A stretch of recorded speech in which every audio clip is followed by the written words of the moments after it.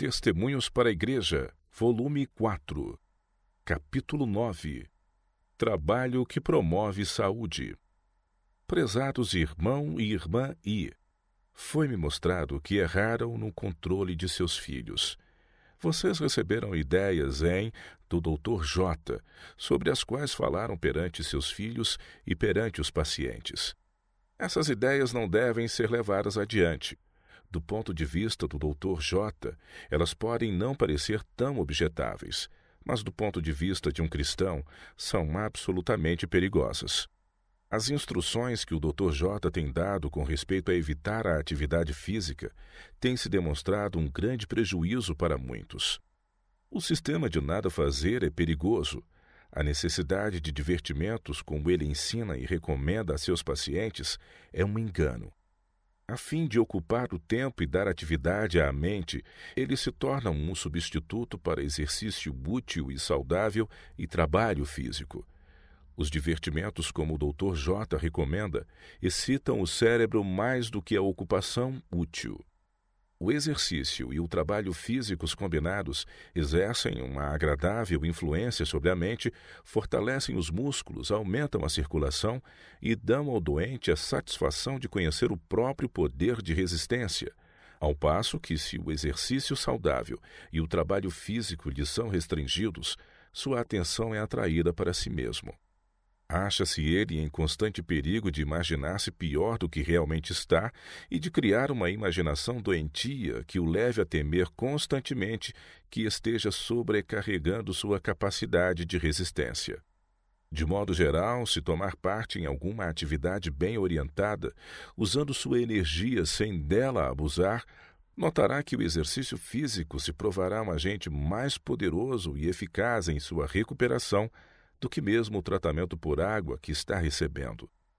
A inatividade das faculdades físicas e mentais, no que diz respeito ao trabalho útil, é o que mantém muitos doentes em um estado de fraqueza que eles se sentem incapazes de superar. Dá-lhes também maior oportunidade de condescender com pensamentos impuros, condescendência que tem levado muitos deles a seu estado atual de fraqueza.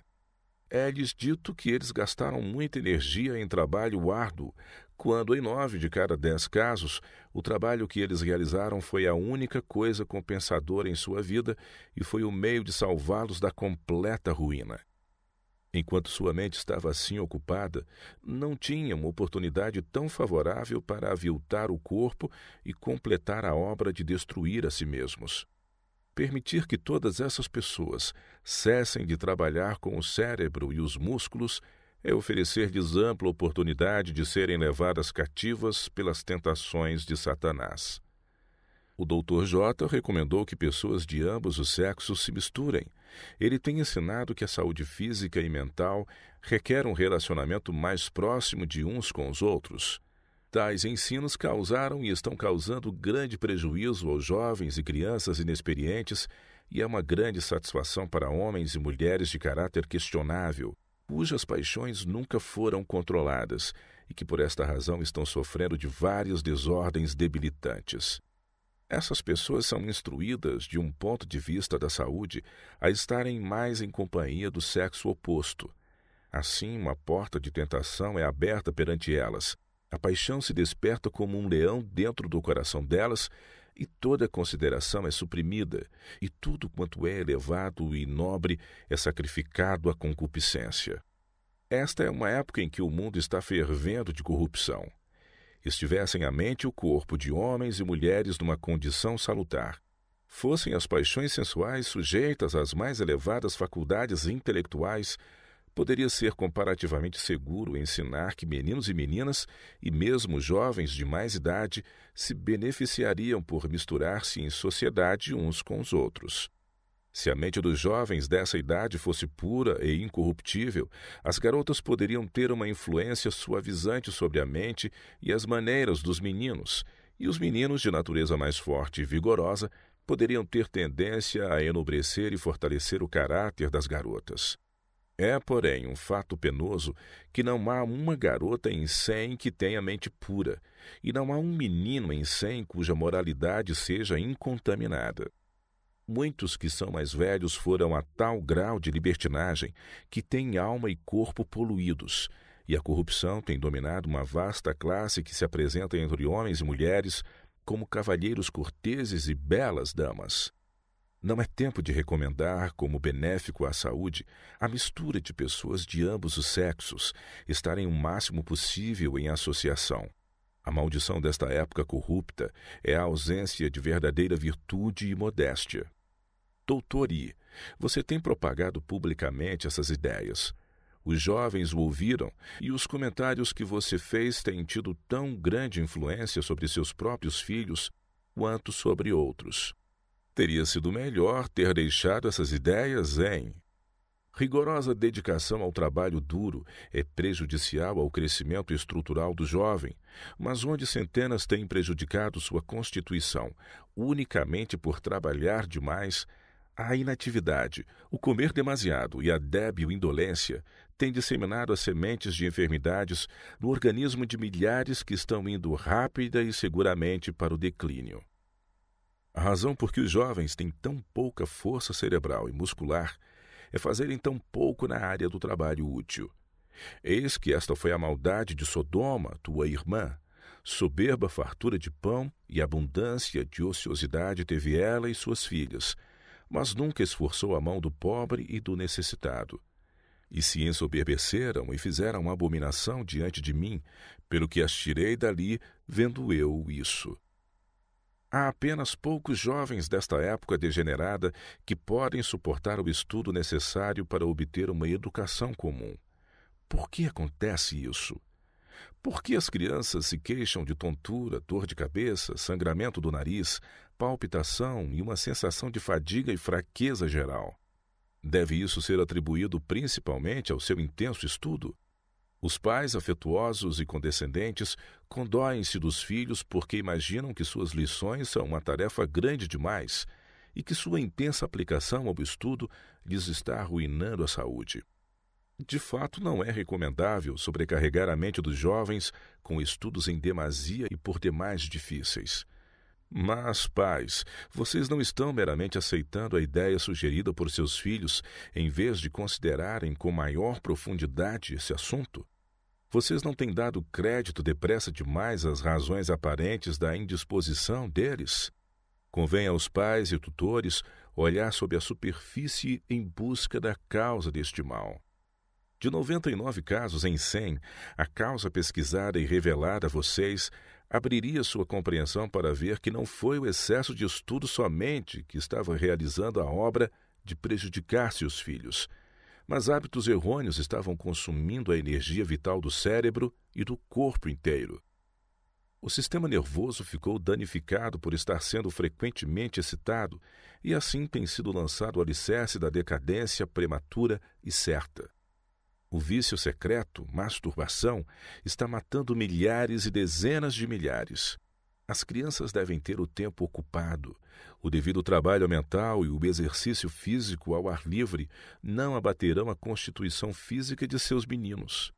O trabalho útil e a familiarização com os mistérios da lida doméstica serão benéficos para as suas meninas. E alguma ocupação ao ar livre é absolutamente necessária à constituição física e saúde.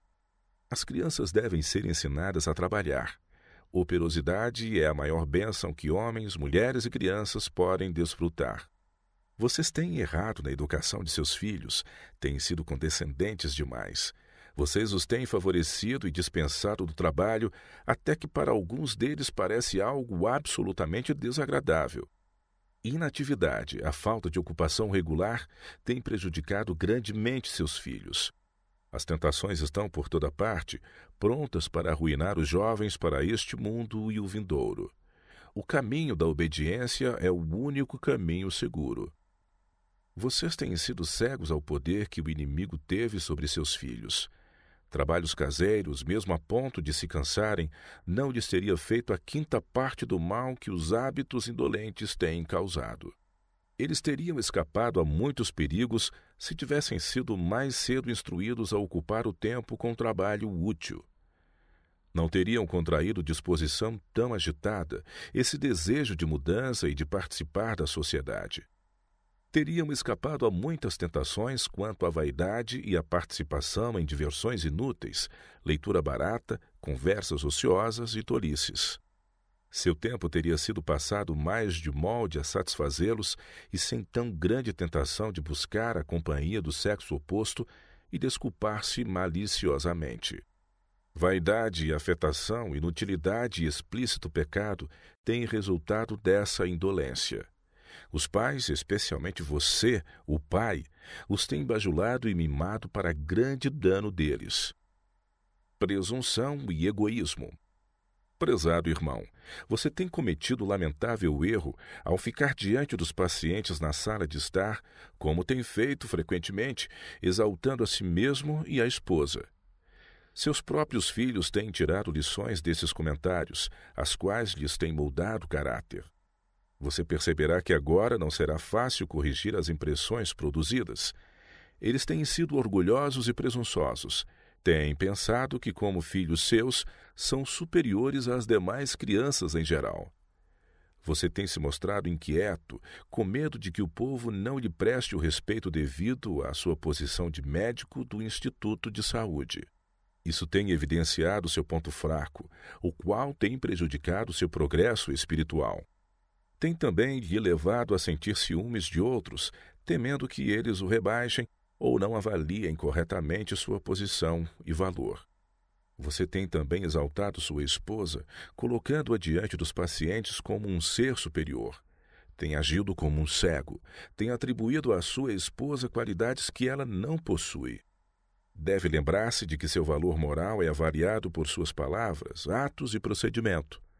Estes nunca podem ser escondidos, mas o colocarão no devido lugar diante dos pacientes. Se demonstrar interesse por eles, se lhes dedicar atenção, eles o perceberão e você terá confiança e amor deles. Mas conversa nunca os fará acreditar que seu árduo trabalho por eles o tem sobrecarregado e consumido sua vitalidade, quando sabem que não têm recebido sua especial atenção e cuidado. Os pacientes terão confiança e amarão aqueles que manifestam especial interesse por eles e que se empenham em sua recuperação. Se você fizer essa obra, que não pode ser deixada inacabada e pela qual os pacientes têm pago bom dinheiro, não precisará então procurar conquistar estima e respeito por meio de conversas. Com certeza os desfrutará à medida que faz o trabalho. Você não tem estado livre de egoísmo e por isso não tem recebido as bênçãos que Deus concede aos obreiros abnegados. Seu interesse tem estado dividido. Tem tido tanto cuidado especial por si mesmo e pelos seus, que o Senhor não tem tido por que trabalhar e cuidar de você de modo especial. Sua conduta a esse respeito o desqualificou para sua posição. Um ano atrás percebi que você se achava competente para administrar o instituto sozinho. Se este lhe pertencesse, você fosse quem se beneficiasse ou se prejudicasse com seus lucros ou perdas, sentiria ser seu dever tomar especial cuidado para que não ocorressem perdas e que os pacientes que ali estivessem por caridade não exaurissem os recursos do Instituto. Investigaria a situação e não permitiria que ficassem ali uma semana mais do que era realmente necessário. Procuraria muitas maneiras pelas quais reduzir as despesas e conservar a propriedade do Instituto. Mas você é meramente funcionário, e o zelo, o interesse e a habilidade que pensa que possui para administrar semelhante instituição não aparecem. Os pacientes não recebem a atenção pela qual pagaram, a qual têm direito de esperar.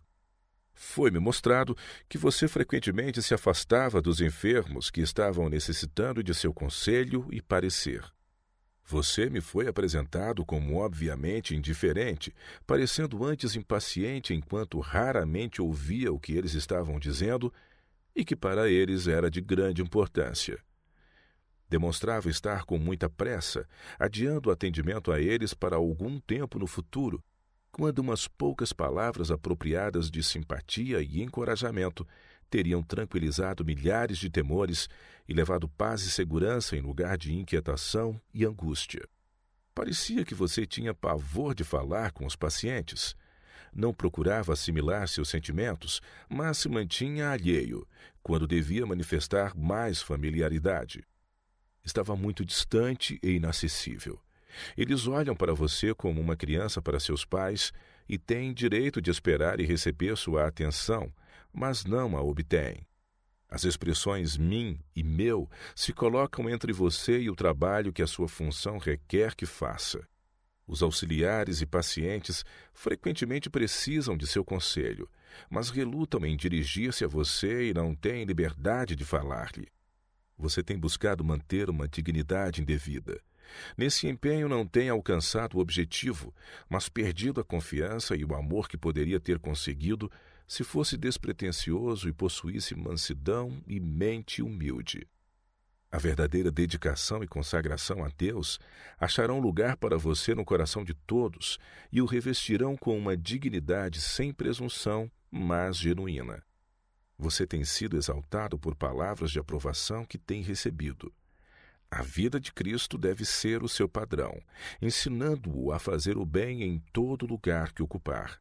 Enquanto cuidando de outros, Deus cuidará de você. A majestade do céu, Jesus, não evitou o cansaço.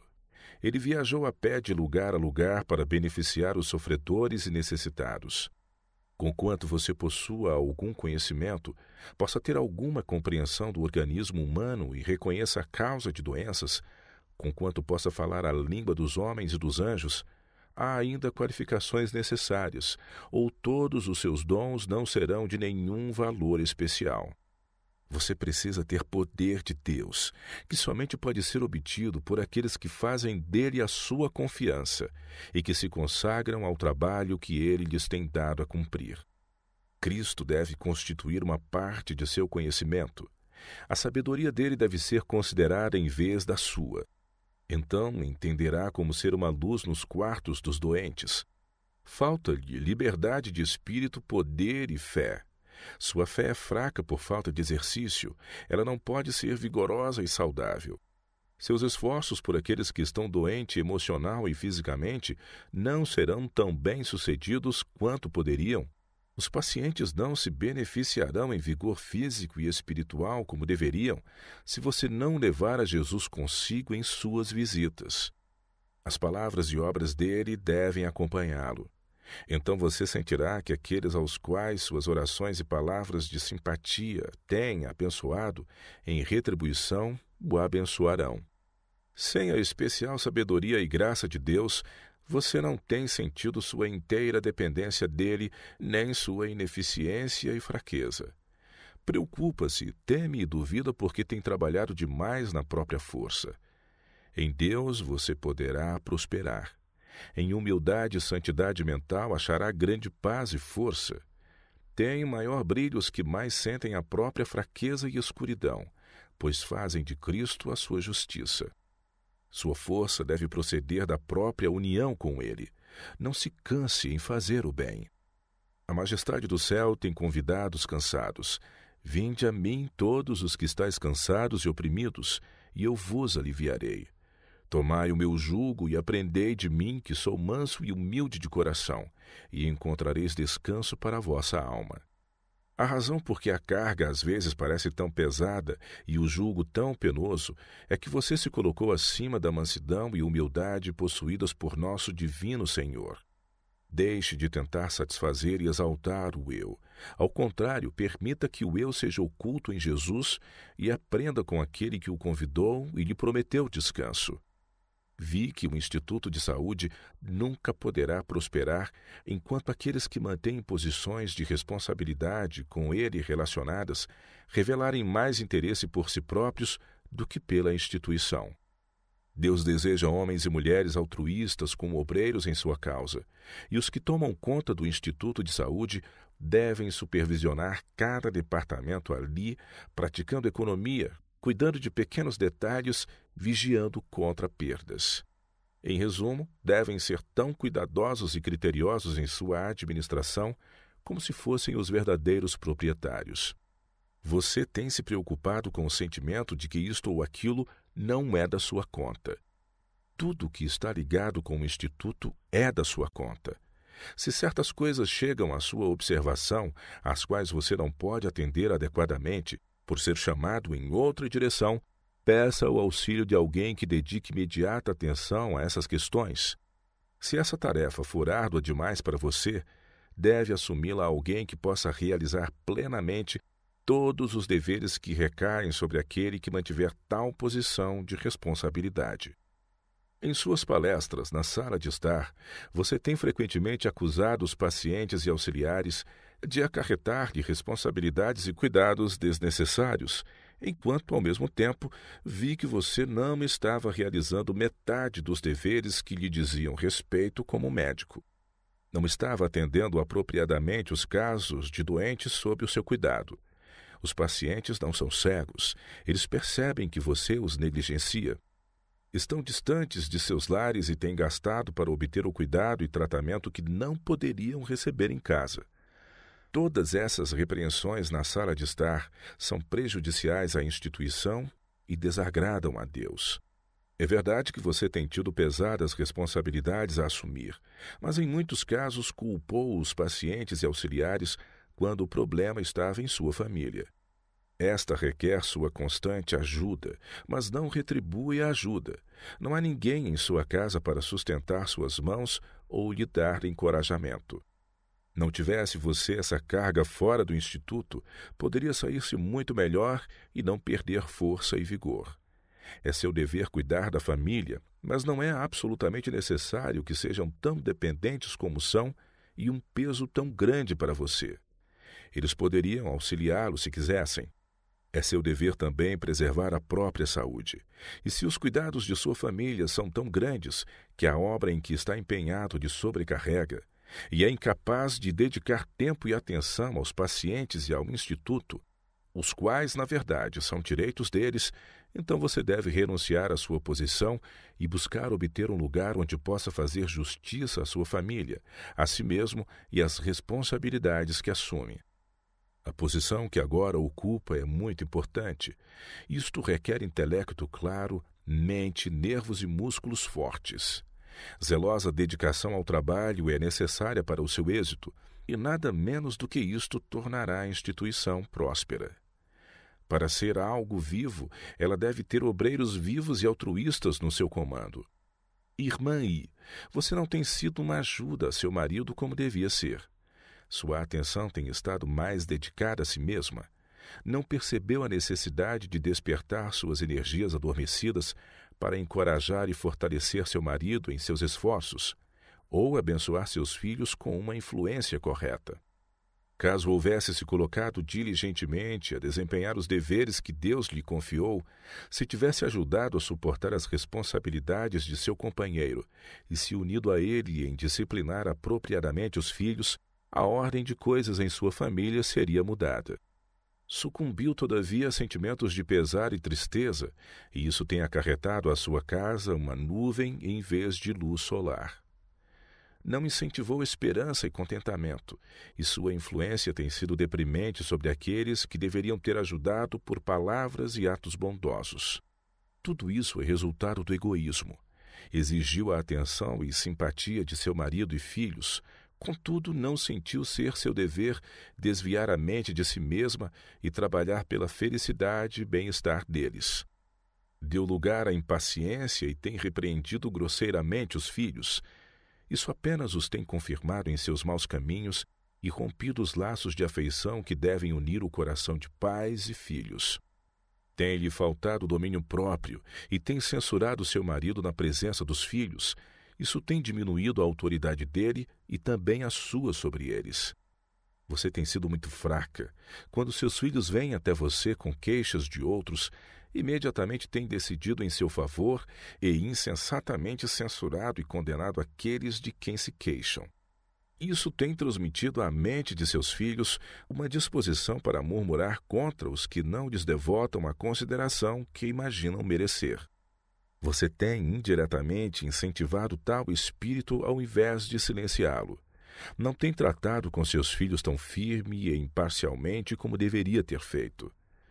Você tem enfrentado provas e estado deprimida. Tem estado desanimada, todavia atribui essa infelicidade a outros. A principal causa deve ser achada em você mesma. Tem deixado de fazer de seu lar o que deveria ser e o que poderia ter sido. Está ainda em seu poder corrigir as faltas nesse sentido. Saia dessa fria e dura reserva. Ofereça mais amor em vez de exigi-lo. Cultive o contentamento.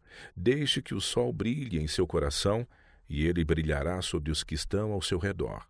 Seja mais sociável em suas maneiras. Busque obter a confiança de seus filhos para que possam aproximar-se de você em busca de conselho e orientação. Incentive-os à humildade e altruísmo e apresente-lhes o exemplo correto. Despertem, estimados irmão e irmã, para as necessidades de sua família. Não sejam cegos, mas assumam a tarefa de forma unida, calma, com oração e fé. Ponham a sua casa em ordem, e Deus lhes abençoará os esforços.